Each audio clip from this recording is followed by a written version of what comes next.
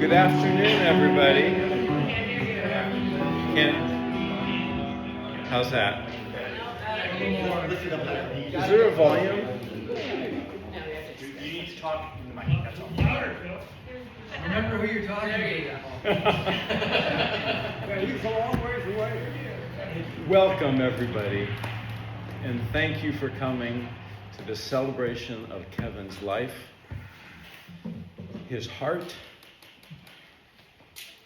his sweet disposition most of the time, and how meaningful he is to all of us. So thank you for coming to this celebration. Really appreciate it. First, a reminder, if you haven't yet, because I haven't yet, turn the ringer off your phone. And turn off your Wi-Fi, please, because Wi-Fi is really short here, and a bunch of the equipment's trying to run off of it. So no Wi-Fi on the So the first thing I'd like to do is just spend a moment for all of us to settle into our bodies, just getting present. I know there's a lot of people here who have been catching up with others that they haven't seen in maybe even decades, but many years. And so let's just come back to ourselves, connection to the ground, connection to our heart.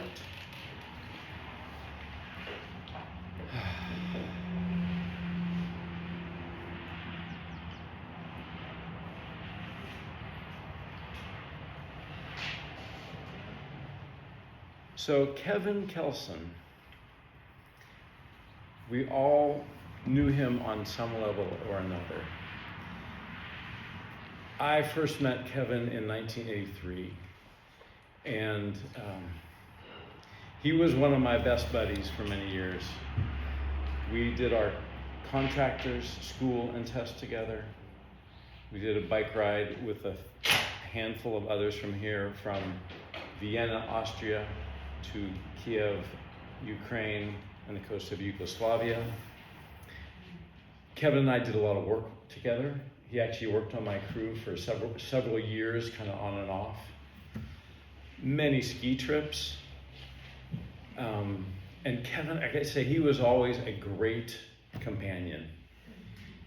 And just his presence, and something that I've heard many times in others speaking about him, especially since he passed. He had a big heart, and he was always in his heart. And that, I gotta say, that continued even into some of his last days and his suffering. He continued to be present in his heart. The last time I saw him that he was essentially conscious, which was, I think, it was December 27th, Daniel Mountjoy and I went in to visit him, and it was definitely a good day, and he said, "Hey kids, it's a treat to see you." and he's in a hospital bed, not able to move his body. And when we left, he said, "Thanks for coming, it really matters to me." So his ability to stay in his appreciation and even playfulness was remarkable. So we are here to honor that today. And something I want to do, I'm going to be off the camera for a minute, because I saw this photo for the first time last night, and just look at the eyes, Kevin's eyes, and how much presence and how much heart there is in this photo. At least that's what I see in this. And as I do this, let's bring the spirit and the qualities of Kevin even more into this room.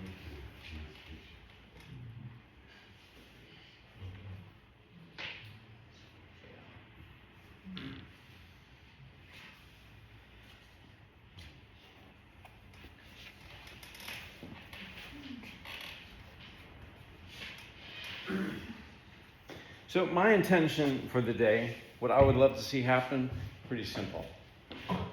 An acknowledgement of Kevin and what he meant to us, a completion And that may be very different for each one of us, but to me, this is a great place for us to get complete, to feel like we have said everything to Kevin we need to say, and to let him go on his way, so to speak.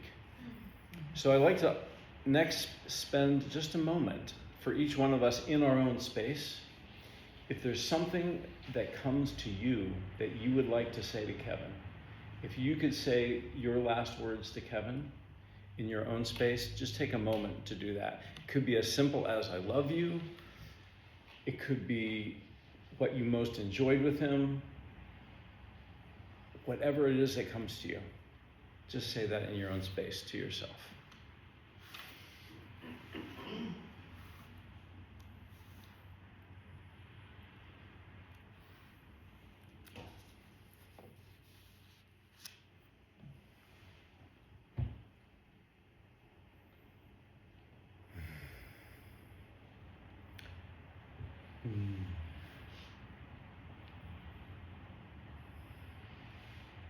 Thank you. So I want to share an experience I had right after Kevin passed.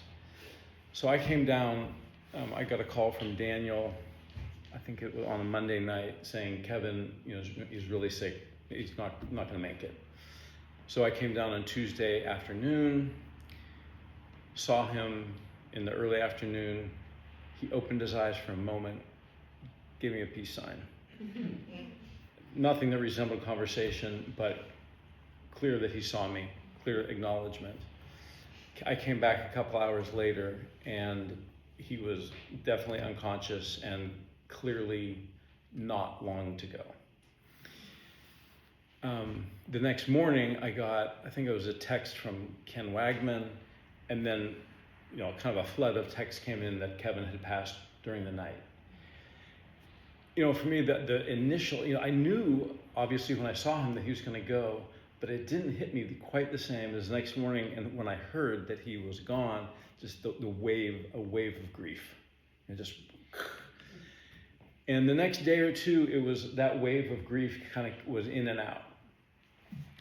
On the third day, I had a remarkable experience where I woke up and I had the experience of soaring with Kevin. And I can't think of a better word for it, but the sensation for me felt like my heart was buoyant. It felt like there was almost a sense of velocity, like I was moving through space, but my feet, I wasn't like floating around or in another world. My feet were on the ground. And that space continued for me for about 2 or 3 days. And the emotional energy that went along with that was clearly love and freedom. And what I would call the essential quality of, it was like Kevin was right in front of me. I had this experience. And I don't have any big beliefs about what was going on with that. I don't need any beliefs about it. That experience was moving, and it was also a completion for me, right? There was a way in which I felt like Kevin is good. He's flying. He's free from his suffering. I'm not going to spend a lot of time on this, but I don't know if all of you realize that his last several months, he could barely move his body. His level of suffering was really beyond what anybody should ever go through. And so I really feel like there was a sense of relief. And for me, there's also a sense that Kevin fulfilled his purpose of loving his community and his friends. I really feel like that was kind of Kevin's purpose in the world, and he lived it. Yeah.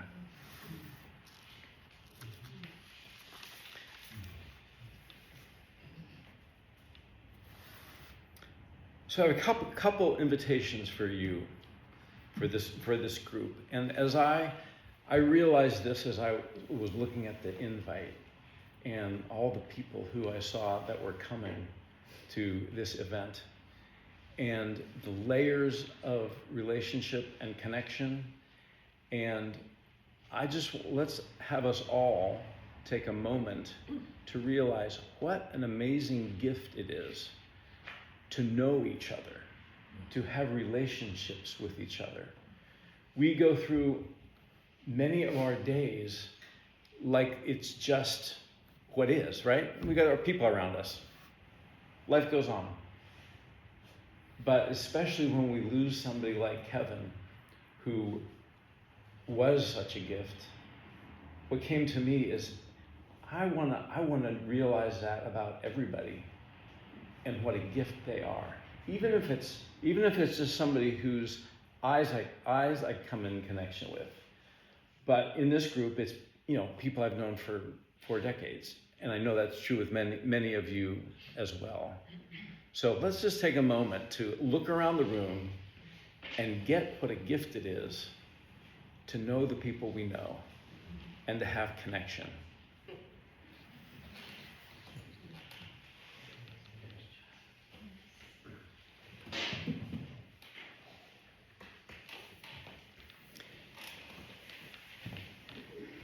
And this is a follow-up invitation for after the speaking up here has completed, which is when we're all done and mingling, it's just an invitation. If you don't feel like doing it, it's fine.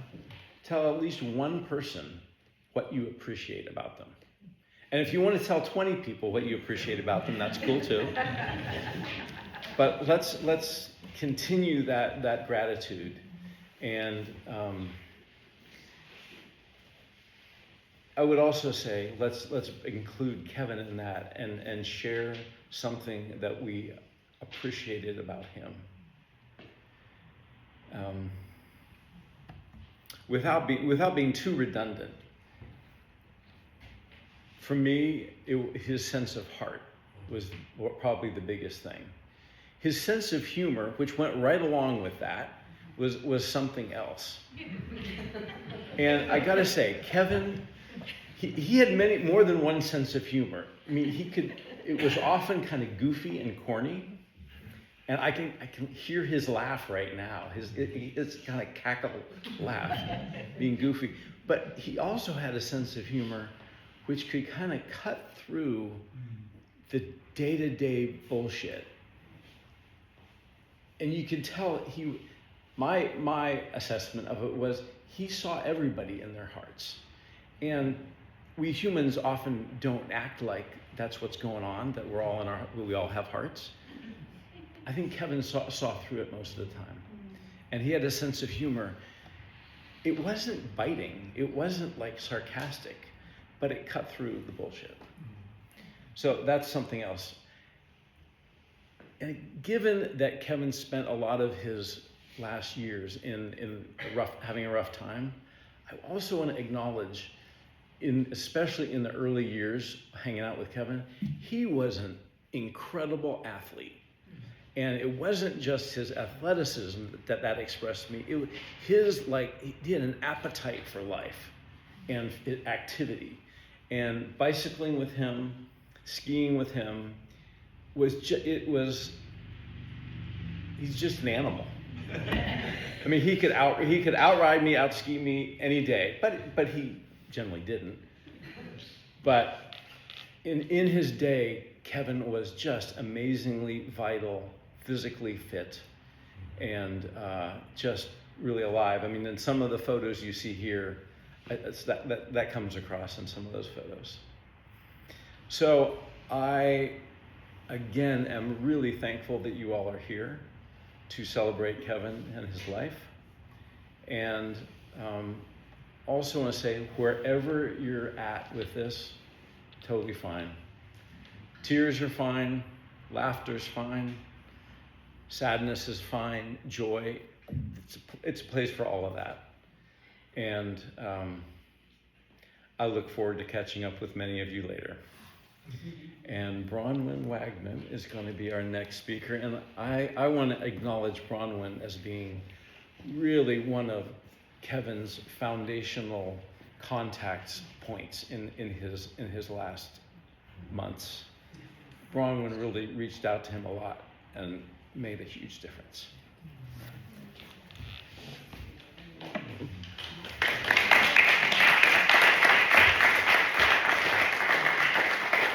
after that, I don't really need to say anything, but I'm going to.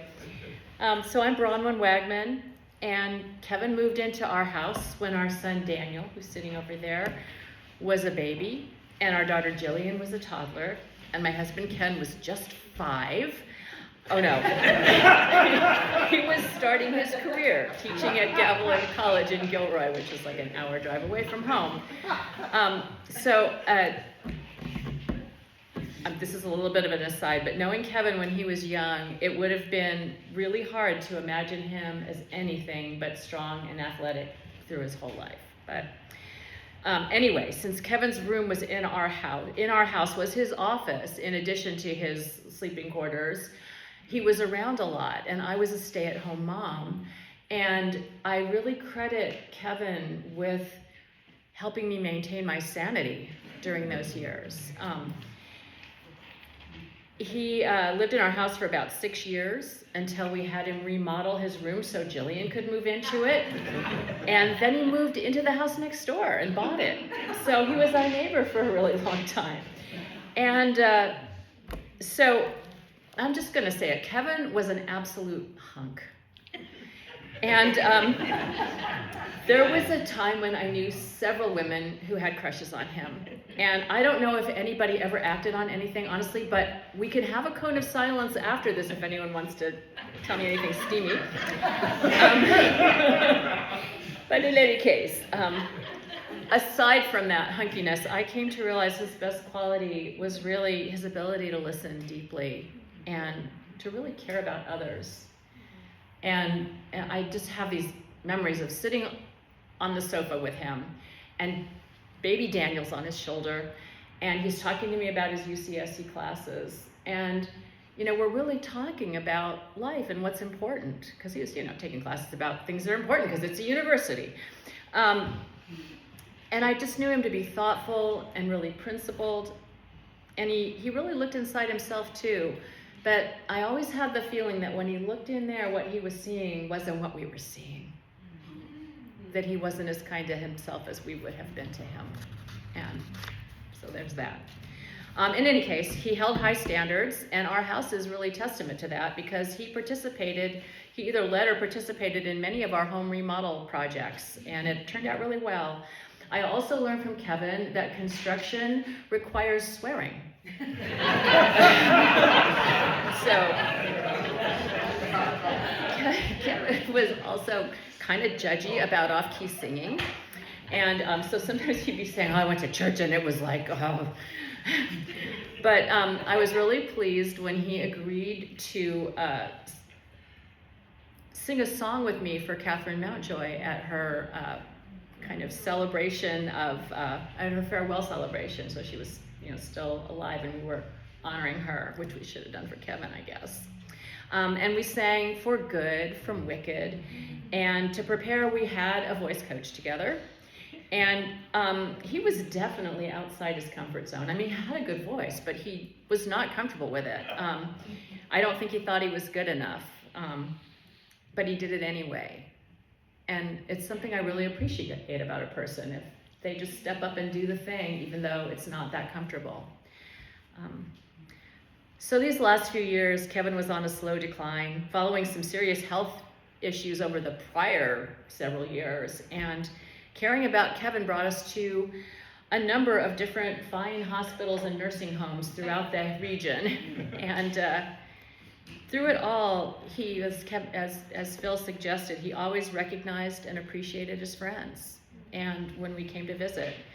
And even in the last year when he was in Santa Cruz post-acute, he told me he hoped to find a really nice woman to be with in his last, phase of life. He was not looking at the other patients there, I am very sure. But he was, and in addition to that, and this, it was sort of illustrated, he continued to talk about, kind of what he knew about transcending circumstances. He like all the trainings that he had over the years, he kept bringing it up. in a way that I don't know very many people who do, honestly. And caring about Kevin trained me, at least, in being with someone when they're at their worst, while keeping in mind who they really are. And I think that's all I'm going to say. But, yeah. Thank you.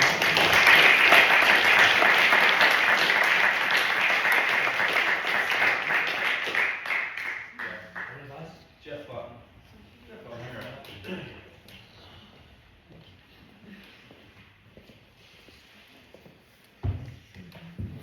Good afternoon. I was preparing what I wanted to say, and I imagined Kevin saying, "What the fuck are you doing?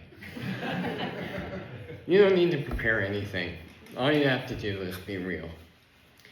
And so I want to share, I knew Kevin for about 32 years, and he was in men's work with David Rubine and I, and was a beast in that work.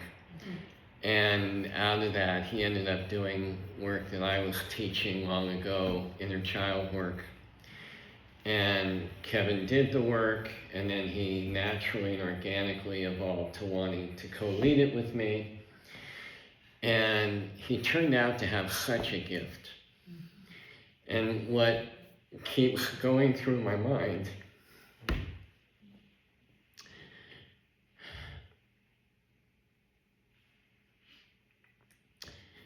is the saying that when the student's ready, the teacher appears. And I began as a mentor for him, and then he became a mentor of mine. And the main way that he did it was that combination that Phil alluded to earlier, where he could cut you to ribbons in a minute if you had it coming. And he'd laugh at you when you were being too pompous. He had an amazing gift for just, taking the piss out of people when that was what was warranted. And, when Phil was talking about being complete, I can't imagine being complete with Kevin. Clearly complete with his body, but never complete with who he is, even out of his body. So thinking about spirit animals for some reason, and I was thinking, how am I going to keep connected and keep track of Kevin? And I got the funkiest hybrid that I could possibly imagine of Gentle Ben, for those of you who are old enough to remember that show, and Simba from The Lion King. So I will think of both of those presences, the energy that those two images bring, and all of you that are here, you know what a gift that being was and will always be. And I'm honored and grateful to have gotten to share space with him. And I've talked to him frequently in the last few weeks, so I know he's having a great time being out of that damn body that just wasn't working for him. And what a testament to the gift that he has been to people and to life. So my final words to Kevin are thank you, and see you down the road.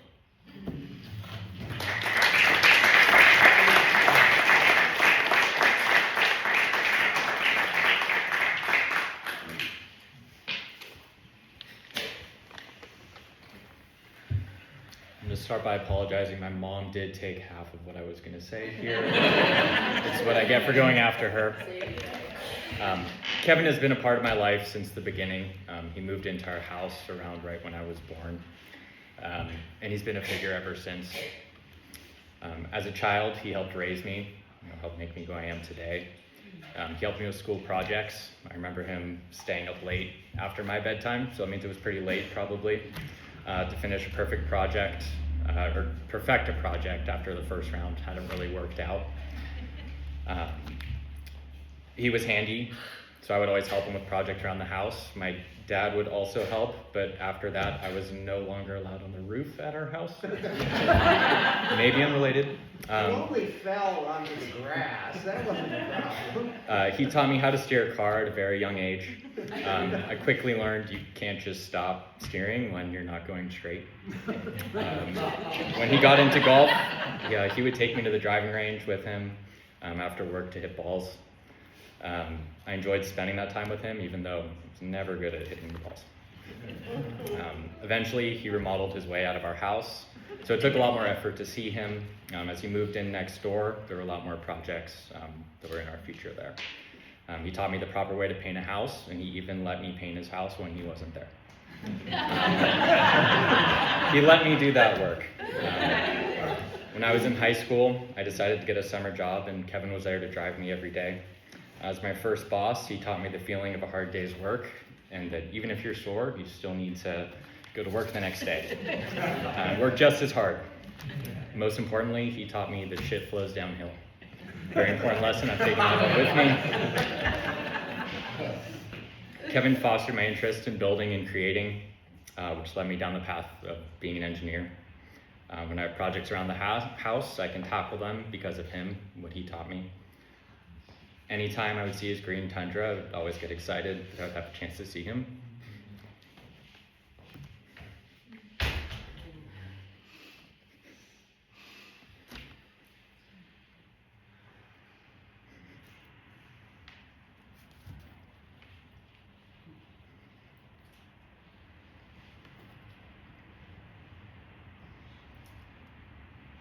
Near the end, it was hard to see him struggling. I'll always remember him as the man who taught me, do what it takes to finish things right and on time. When you fall, get back up, even if it's from a roof. Don't give up when things aren't going perfectly. You don't have to be good at something to enjoy it. Don't let someone who's colorblind choose their own house color. Work hard and persevere. And ship flows downhill. I hope all of you are able to remember Kevin for what he was to you. Thank you.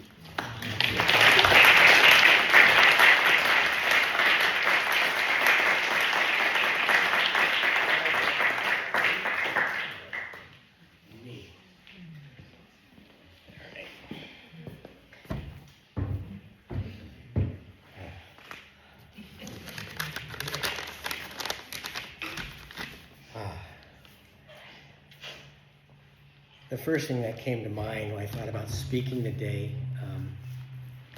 was looking around the room at people that I haven't seen in decades, and to look and see what Kevin created, and that this is his creation. And then thinking about, Phil asked me, you want to say something, that came to mind, I thought about, what came to mind was a rock climb that we did.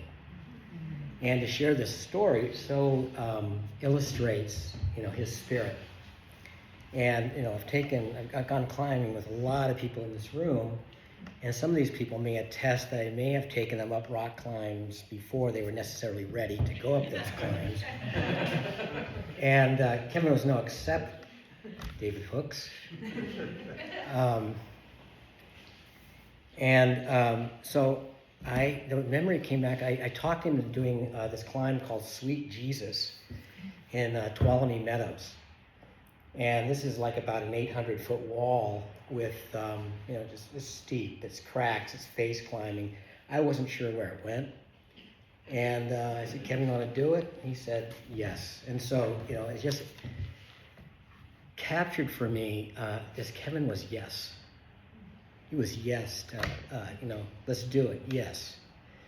And, that relationship with the climbing, between climbing partners is one just based on trust, is he holding each other's life in each other's hands.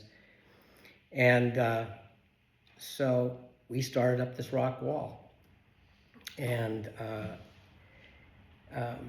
what I wrote was, it was hard, steep, exposed, and obvious, and I wasn't sure where we were going. And Kevin was like, let's do this all the way up. This confidence, this presence, it matched mine.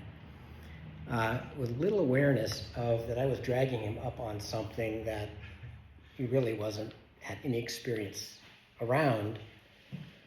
And then we got about 4 pitches, and I didn't know where to go. And it started snowing. You know, like a whiteout snow. Way up on, Yosemite Wall. And we had to rappel off. And there were no direct rappel lines. Kevin was there, let's do this. We got this, present, funny, making jokes. And we got ourselves to the ground. But that memory of him being up there with me and sharing that with him, and how much I loved being with him out there. And just, he was, Phil, the athleticism, he was a big dude. And his capacity to climb, he was off the couch, and this was a 5'10", no problem, smooth, elegant, delicate, strong. And so I wanted to share that story with you because it just, like I said, illustrated his spirit. He loved the edge and was comfortable with it. And, and in that situation, I was scared. So, so I hold Kevin in that light as a partner on belay on, climb on. He's got me, I've got him. I want to read a poem. And at this age, the loved ones are kind of passing away. There's kind of this acceleration. They're leaving. I have this experience, like my parents died, and my dear friend Tori and Kevin, of like they did it. I don't know, there's like a sense of pride, like they have accomplished this transition, this movement into the unknown that's inevitable for all of us. And there's this, I don't know if it sounds odd, but it's like, I am so proud of him. It also helps me lean into this place of not knowing, that I really, I knew Kevin. He was my friend for decades. But then there's a way in the transition to death to this monumental, I refer to as the definitive journey, that he's an utter mystery. And stepping into that vastness, there's ways I never knew who he was, and don't know who you are, in that we are such unknowns and mysteries to each other. And so I think of Kevin in that light of discovering newly with that backdrop of death. It's a poem by Rilke. It was translated by Robert Bly. I live my life in growing orbits which move out over the things of the world.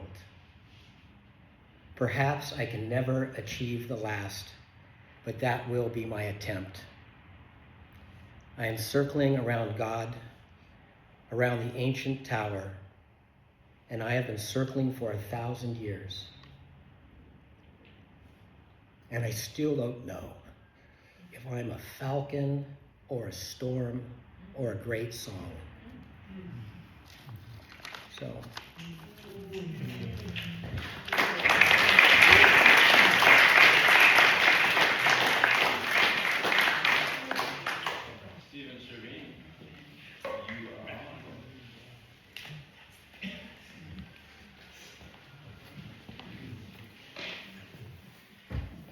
I'm going to start out here while my beautiful wife, Deborah, passes out the lyrics to the song that I'm going to share with you. It's Iz's version of Somewhere Over the Rainbow. And I would love it, really love it, if all of you would sing along. And this song, let me back up a second. Kevin and I love Kevin. He had such a huge heart, and I just so appreciated who he was as a human being, and his everything everybody said, his humor, his just willingness to get in there and get gritty, and he was always, I think his bumper sticker for a while was transform or die. And it's just kind of his attitude, like, just go for it, just get in there. And I think as Bronwyn said, there's a part of him that like, I feel like he cared more for other people than he really could for himself. Like, he doubted himself in some ways and struggled in that way. And yet he was always such an inspiration too. And for this song, I love this song so much. I always wanted to sing it and play it. And there's a difference between singing it, you know, it's on the radio or whatever, and actually being able to play it on guitar, because Iz has that reggae upbeat, which for the life of me, I could never figure out. Like, I could almost play it if I wasn't singing, but trying to sing and play at the same time it just didn't work. And Kevin comes up to me one day, and I think it was after one of our meetings, on men's team for almost 20 years. And I didn't even know where this came from, but he just said, hey, do you know the song Somewhere Over the Rainbow? You know, Iz's version? And I was like, well, yeah, I love that song. He goes, why don't you play it? I says, I just can't. I've never been able to figure it out. He goes, screw that. Like, just do it your way. Just figure out how you want to play it. And if you enjoy it that much, play it. And I was like, all right, I'll try it. So I went home and I struggled with it for a while. I found my own rhythm with it. And it's so Stephen Servine's version of Iz's version of But I just, I was really hard lesson at the end for me, because my business got so busy in the last 3 months that I was just buried, and I kept hearing that voice, pick up the phone and call Kevin, go see him, and I just didn't do it. But now he's gone, and I feel really sad that I never had those last moments. And I think it's just a really good reminder for all of us too. You hear that little voice, you could just say hi, pick up the phone, go see the people you love. And so this one's to Kevin, and let's just raise a joyful noise so that he can hear us in spirit. And Jennifer did this beautiful job with the picture of Kevin. So magical. Yeah, he came through really clear. Yeah. I was like, okay, I got a vision, Kevin. I caught the vision. And so I just want to say the original was a picture of him with someone's baby. And so somebody might recognize the photo, but it was him with this beautiful babe in arms. I just felt that spirit of his heart so fully.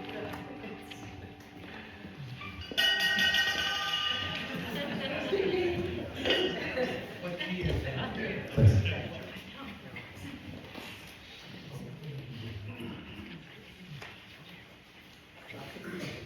Did you invite us to sing? Yeah, everybody, yeah. Everybody. You can wait a bar or two to see how I play it, but The Stephen Servine style of the is style. I love it.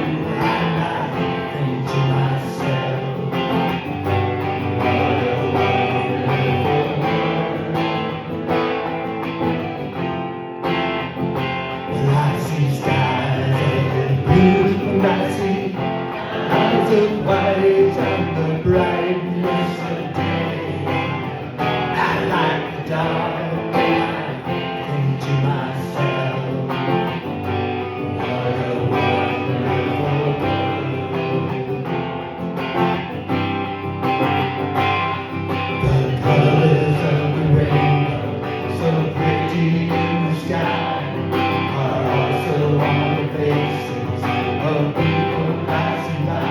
I see friends shaking hands saying, how do you do?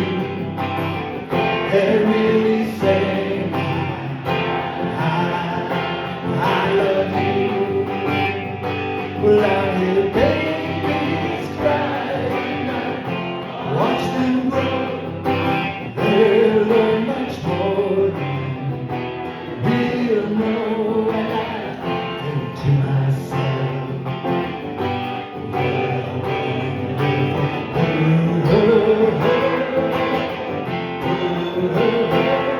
someday I wish upon a star, wake up where clouds are far behind me.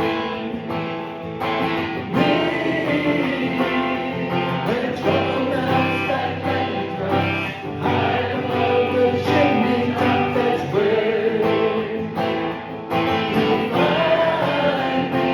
Oh, somewhere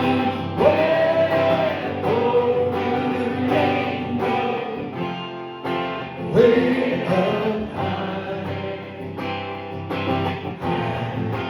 the dreams that you dare to. Oh, why can't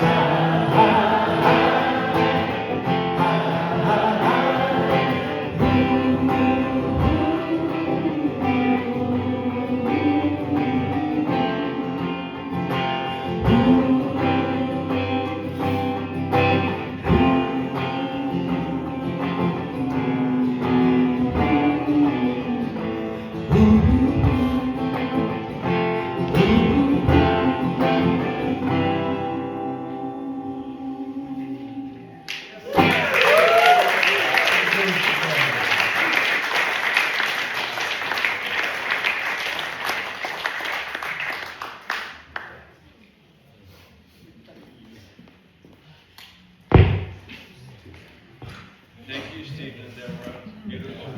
Yes. And Jeff and Barb, your turn next.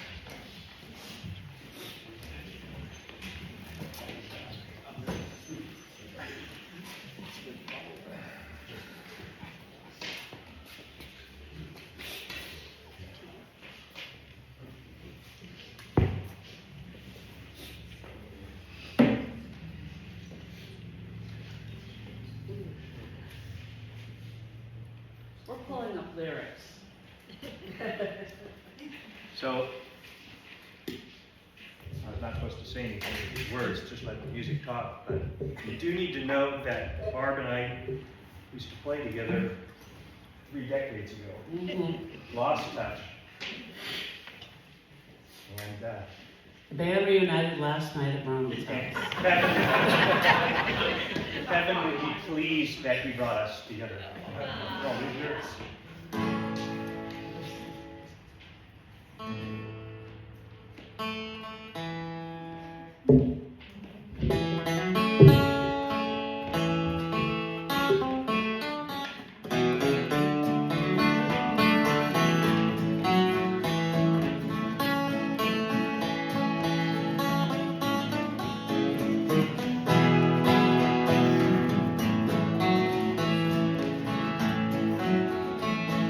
Some bright morning, when life is over, I'll fly away to that home on God's celestial shore. I'll fly away. I'll fly away, oh glory. I'll fly away to glory when I die. Hallelujah, by and by.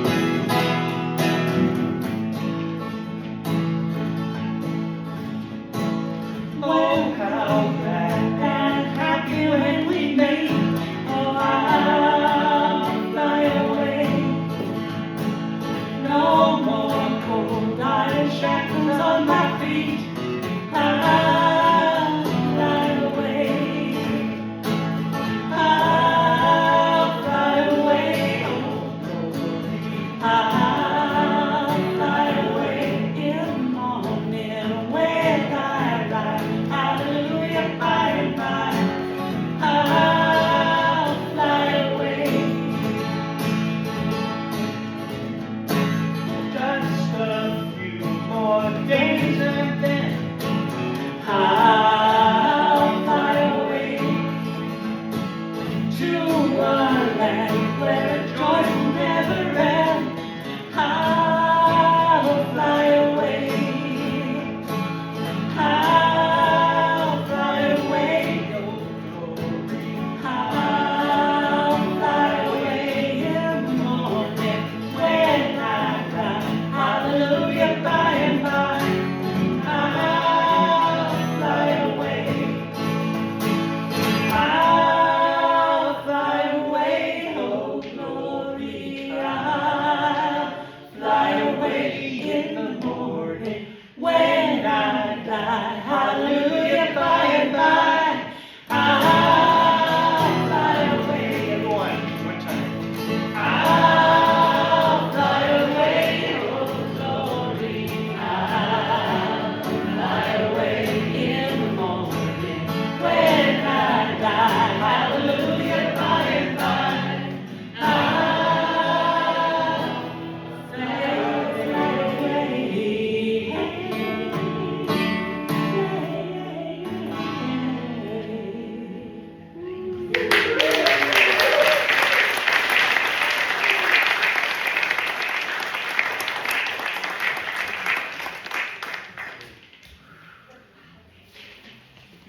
Thank you, Jeff and Barb.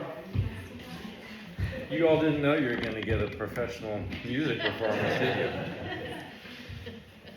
So the next round is going to be people who didn't do any prepared speaking but would like to share something. We got about a half hour, so we want to keep it crisp. Can I see who thinks they want to say something? Paul is going to be first because he's ready to get up here. Can I see hands people who think they want to say something? 1, 2. Okay, good. Paul, all yours.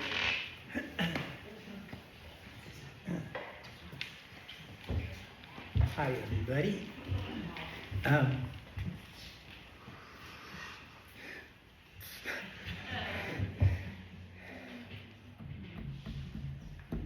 I can't add too much more.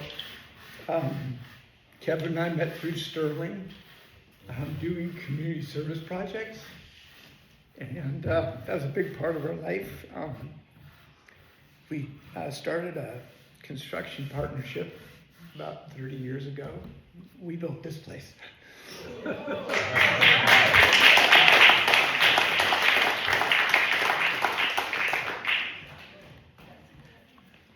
Kevin was on the forklift in the middle. We put these things together, and I was on one end, and David Farquhar was on the other, and we lifted them up, and we set one down on my hand on top of the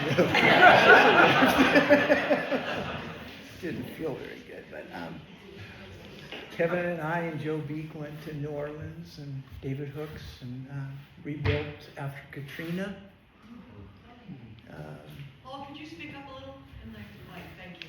Kevin and David Hooks and Joe Beek and I went to Katrina. We took a bunch of guys from Santa Cruz and we rebuilt a community center after Katrina. Kevin was kind of our in at the Blues Festival. And between he and I, we were able to find our way to the front row for many, many years, listening to just incredible music and just having the best time together with all our friends and significant others. And you guys talked about his humor and everything. I just remember Kevin and I made a point of going down to Pacific Garden Mall for Halloween and being dressed up, and we would sit on the corner of, I don't know, Pacific and something, and just do a commentary of all the people going by. And he was like leading it, and he was a good-looking guy, and we never really had a shortage of good-looking women and scantily clad talking to us, and carrying on and on. But he never got a date. I don't know why he never got a date. But sitting here, I just keep looking at that picture. It makes me cry. He'll be with me forever. We got a lot of history together and a lot of things to look at that we built really well together. And we'll always be around. So, thanks.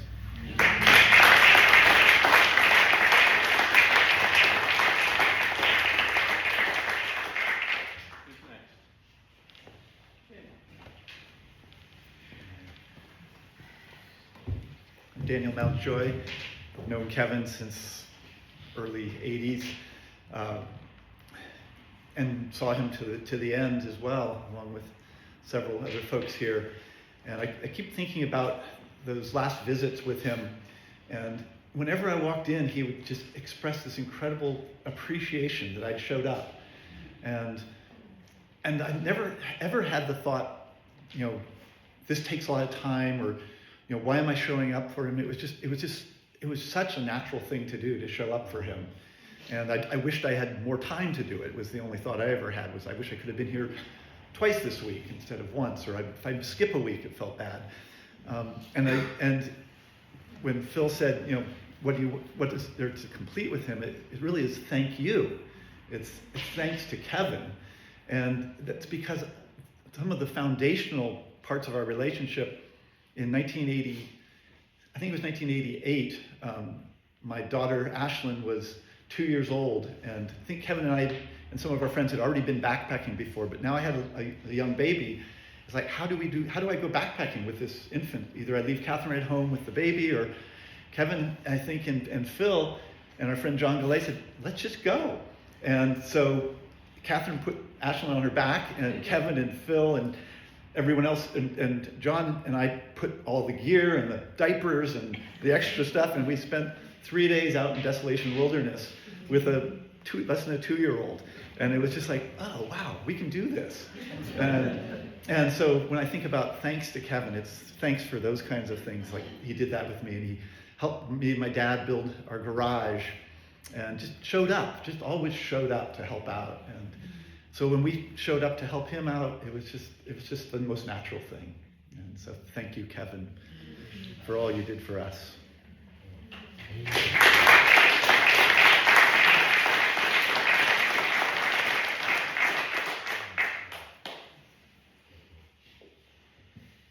I saw more hands.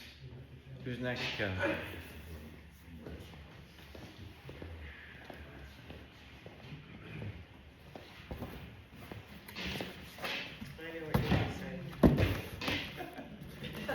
Okay.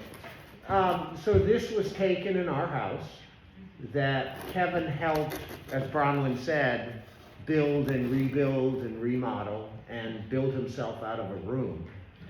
And this was taken at my son's graduation. So my son is over here doing that. And so, as Bronwyn said, he lived with us for 6 years, where, how should we put this? I'm on a men's team and we do projects for each other, and I'm not allowed to touch power tools.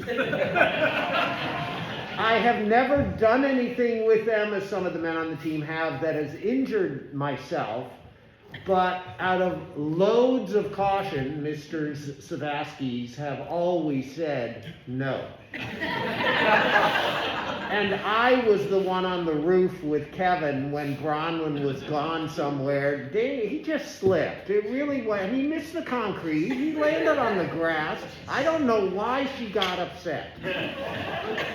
But Kevin was the person who gave those skills to Daniel. I remember late one evening, they were out in the garage working on an Ewok that still hangs in our living room, and they were trying to figure out how to do it, and the two of them were doing what they were doing.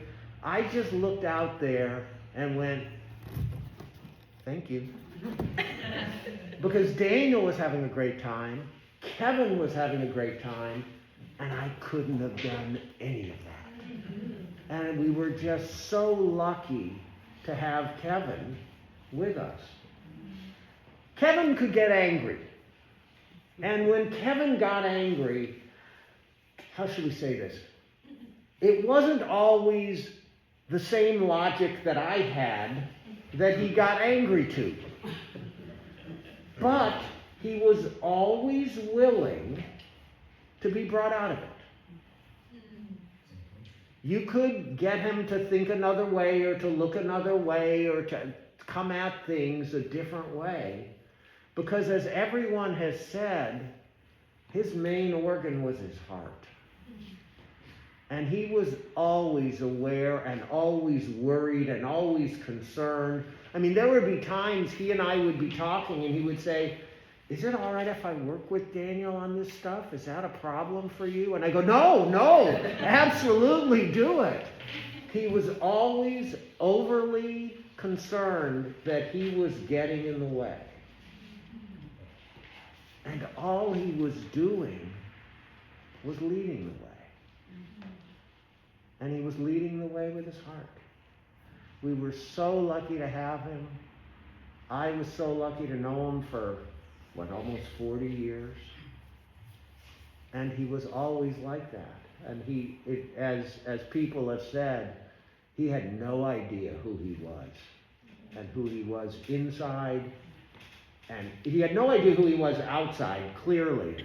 And he really had no idea who he was inside. We were so lucky. Thank you.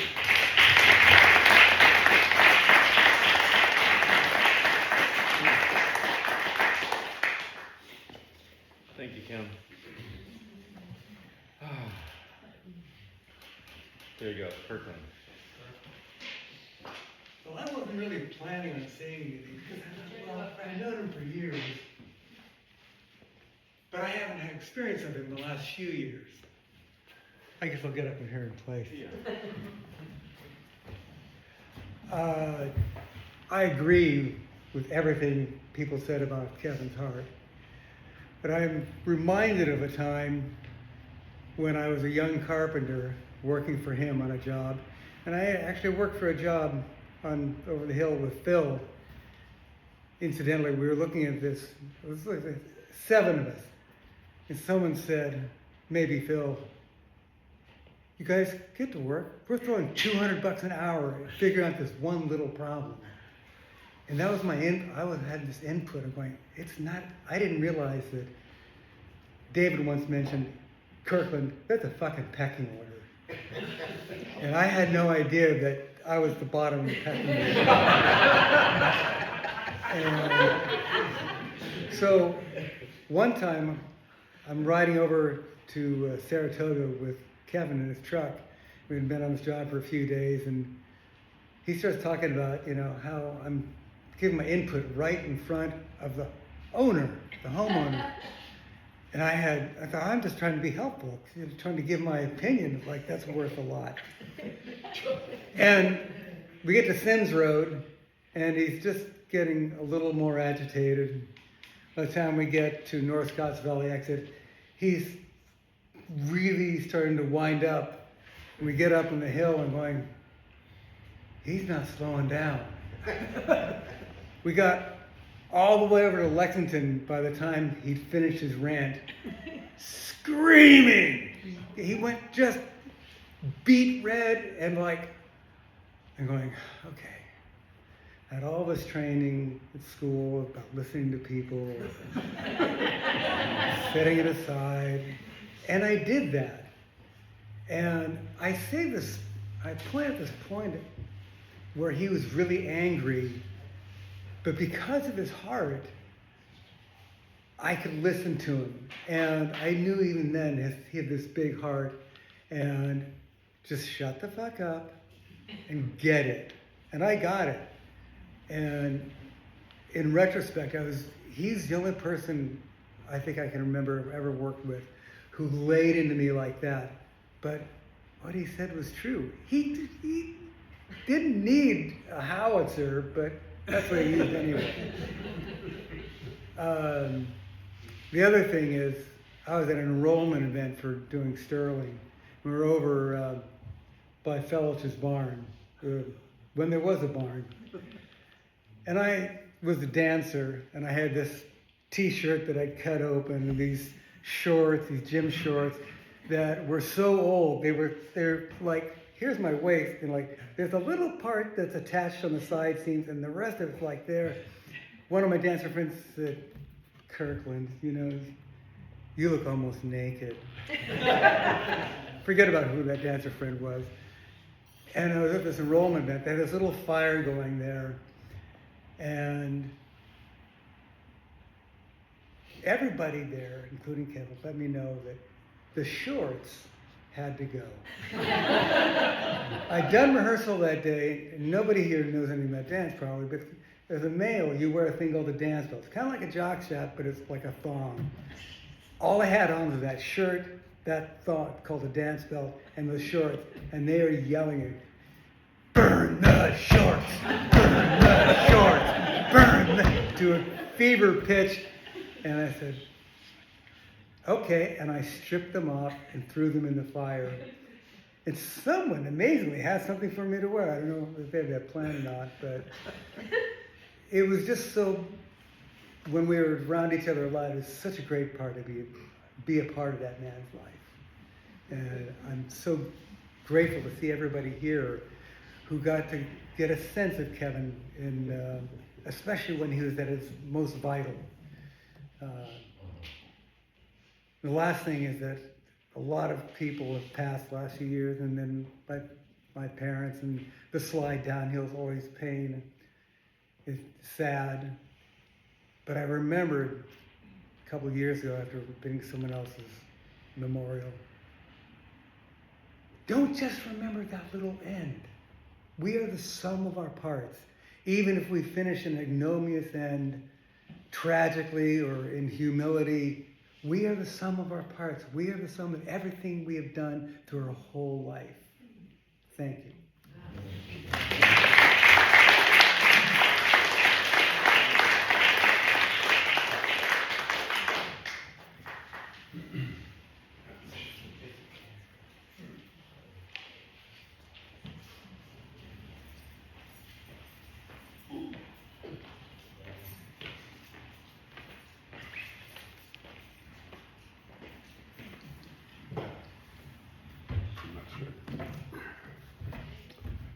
I'm Ken. I've known Kevin since 1988. I met with him. He was on my men's group, and I'm going to tell you a quick story about one of our raft trip. My men's group with Kevin, we went to Berkeley and rented a raft, uninflated raft, and paddles and life jackets, and we went to the top of the Kings River, and we inflated the raft and started down the river. And on the first day, we hit a rock so that we flipped. The raft flipped, and everybody but Joe went out of the raft. Joe went to get everybody. He was grabbing. There was 8 of us, and he was grabbing one at a time. We were still going down the rapids, and I was in the water on the down rapid side, being pushed by the raft. I couldn't get up, I couldn't get around, I was kind of trapped there, and Kevin was right to my side. And it was really rough. I was going down backwards, he was going down backwards. I was trying to talk to him, but every time I talked to him, I wanted him to swim away so I could swim away. And I couldn't get it out because the water would hit my face, the raft would knock me in the face. I was just panicking, starting to panic, and pretty soon it just buried me. And so once it buried me, I'm face down with my life jacket pulling me up against the raft. I'm gonna drown if I don't get out of there somehow. And the raft is still going down the rapids. And then all of a sudden, a hand comes down under the raft, grabs my harness, and just rips me out of the water, just up into the sunlight where I could get a breath of air. And it was Kevin who did that. He held on all that time. He knew I went under. He went under there and just grabbed me and pulled me out. For the rest of the day, all I could see was he was an angel that glowed. He glowed. And for many more years, too.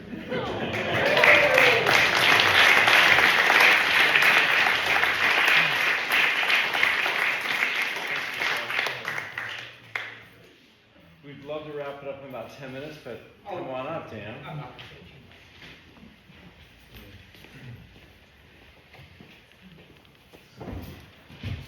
Yeah, so I too got to meet Kevin around 1988 when I moved up from Southern California and joined the Sterling men's community. And Kevin was a great part of that. I didn't know him that well, but I mean, he was at like all the events that I went to. But when Kevin joined our men's team many years ago, that's when I got to know Kevin. And he was not at his strongest. He had his ailments and things like that, but he came to the team. He brought his father to the team. Kevin took care of his father. And he would bring his dad to the team, our team meetings and stuff like that. And our team meetings, we would cook dinner. We would trade off, and one week somebody would cook. And Kevin made his spaghetti and meatballs when he cooked. But he was an integral part of the team, and he really meant a lot. And so I just wanted to say I really appreciated him and miss him. And yeah, he was a great guy. So yeah, miss you, buddy.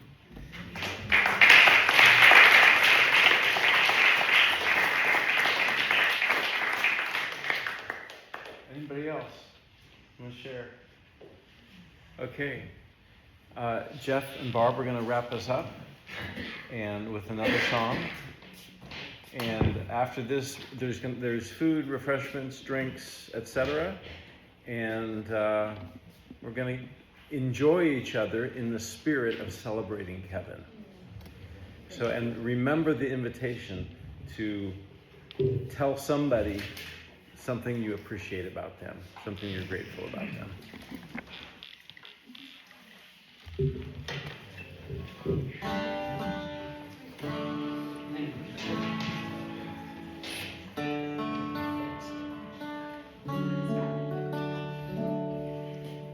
You cool? I'm good. All right, big finale. This is the second song we didn't know until we played together for the first time in 30 years last night. And we still may not know, but that's all right.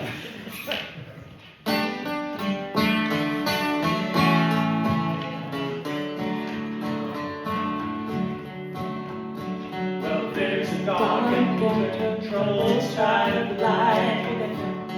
There's a bright and sunny side too.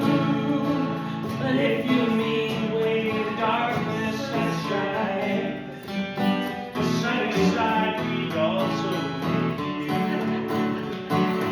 keep on the sunny side, always on the sunny side. Keep on the sunny side of life.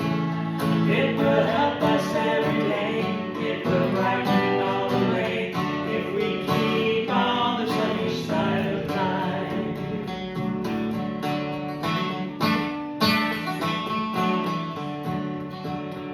The storm and its fury brought today, crushing hopes that we cherish so dear. Clouds and storms will in time pass away. The sun will shine bright and clear. Everyone, keep on the sunny side, always on the sunny side. Keep on the sunny side of life. It will help us every day. It will brighten all the way if we keep on the sunny side of life. Let us greet you with a song of hope each day. Though the moments be cloudy and fair, let us trust in our Savior always. We keepeth everyone in His care. Here we go again. Keep on the sunny side, always on the sunny side. Keep on the sunny side of life. It will help us every day. It will brighten all the way if we keep on the sunny side of life. Keep on the sunny side, always on the sunny side. Keep on the sunny side of life. It will help us every day. It will brighten all the way If we keep on setting aside